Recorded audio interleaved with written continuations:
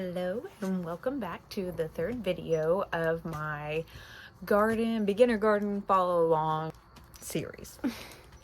So today I'm actually going to start some seeds outside. To start this video off, I want to kind of explain what I mean when I say direct sow. So I'm direct sowing some plants today.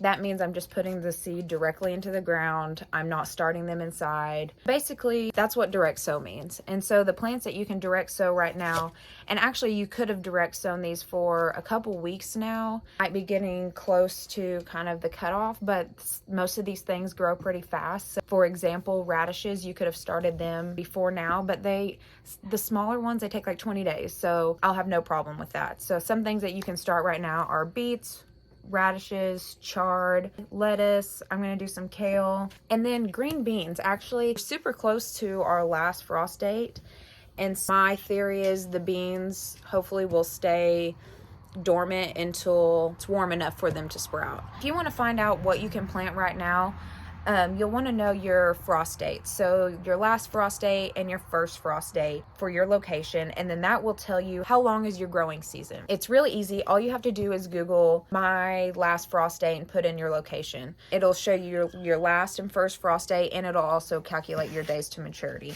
Ours, for example, my last frost date is April 13th. So that's like, what, 2 days from now? A little handy dandy tool is this right here. It's a garden planner.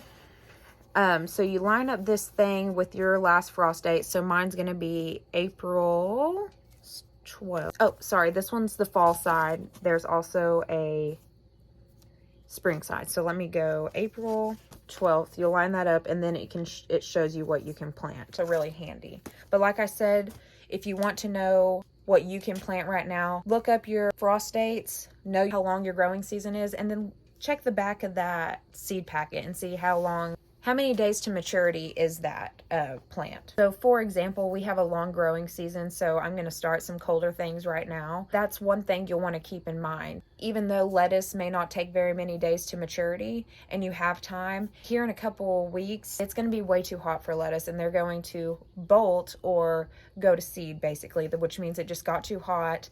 They couldn't handle it and they went to seed. So it's really cool that when they go to seed, you can collect those seeds and then plant them again. But I just want you to know that, so you know, oh, I have time for that, I can plant it later. You'll want to look up, is it frost tender? Is it a cool weather crop? Is it a warm weather crop? I talked a little bit about this on my first video, but I want to go over it again because I didn't go super into depth. To prep your space, if you were not doing the in-ground like we are, and you're just having containers, if you're having a small container, cool, you can fill that with soil and then plant whatever you want in it.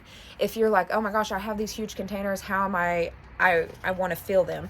You can fill at least a quarter, probably half, honestly, depending on what your situation looks like, with like limbs, leaves, logs, anything that will break down. Cardboard also works. Then I also want to encourage you, buy your soil in bulk. I think it's called Whitting Hill, which is on the way to Muskogee. That's a local place for me. You can buy compost and topsoil in bulk, and that's really convenient for me. So if you're in a different area than I am, you may what your resources are locally instead of buying a whole bunch of bags of soil, because I know that can get super expensive.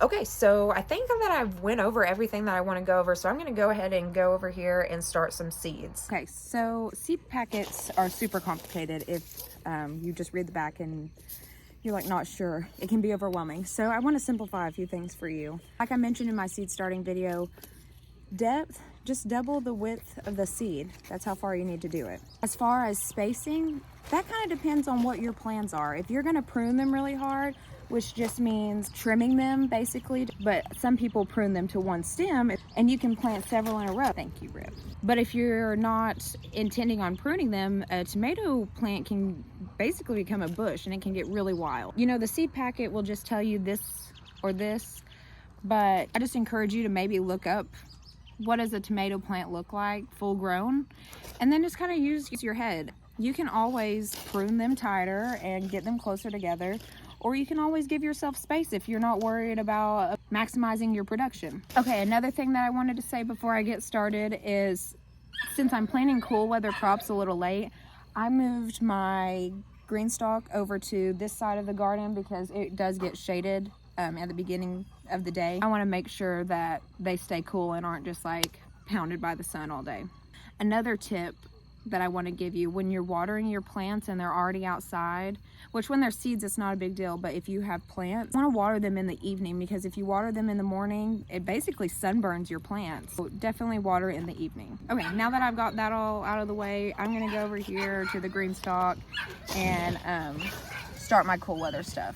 Okay, so what I'm planting over here is going to be the greens and herbs. So I'm going to plant some sage, basil, parsley, oregano, thyme, and cilantro. I'm also going to plant some Swiss chard. That'll be really pretty. Spinach, golden beets. Those look yummy. More beets. Kale. Dino kale. Lettuce. And some radishes. Here we go. After many hours of weeding, watering, and waiting, and for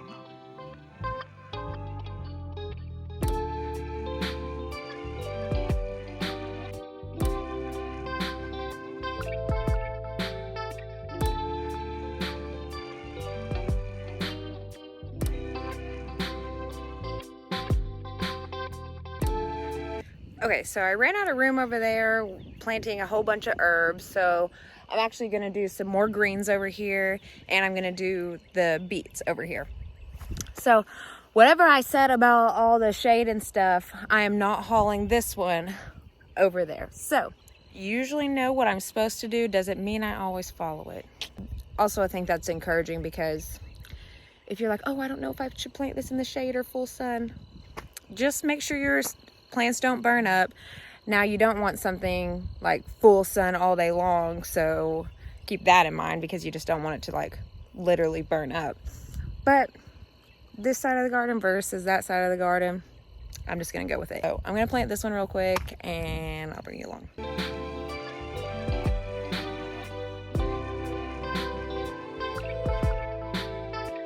So I did just want to say, these are like what the beet seeds look like. And since one seed is going to produce one beet, you kind of do want to be mindful when you're dropping your seeds. But as far as the greens and lettuce go, I'm probably going to pick those before they're like full maturity. So I kind of drop a few in there.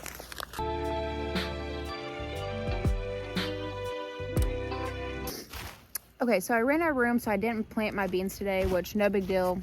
I probably shouldn't have anyway, but I honestly think that if you want to go ahead and do it, you're probably fine. So I'll save my beans for another day.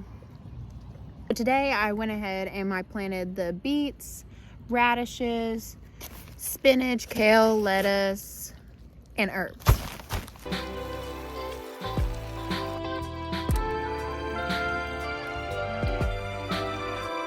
So now that you've watched me start my seeds, I just want to give a little seedling update on my starts inside. They have sprouted. They're looking really good. So some tips, if you started seeds along with me, you want to keep them watered for sure, and just keep turning the cup so it doesn't get leggy.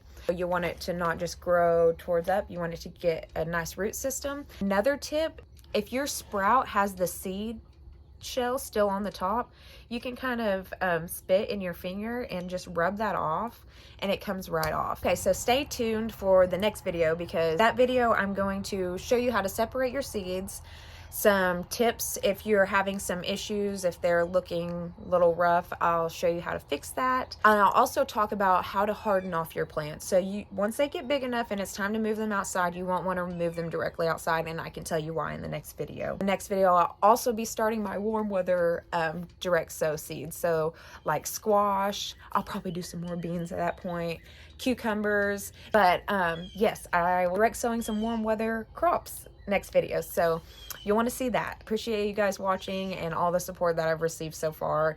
This has been super fun for me. So see you guys next time.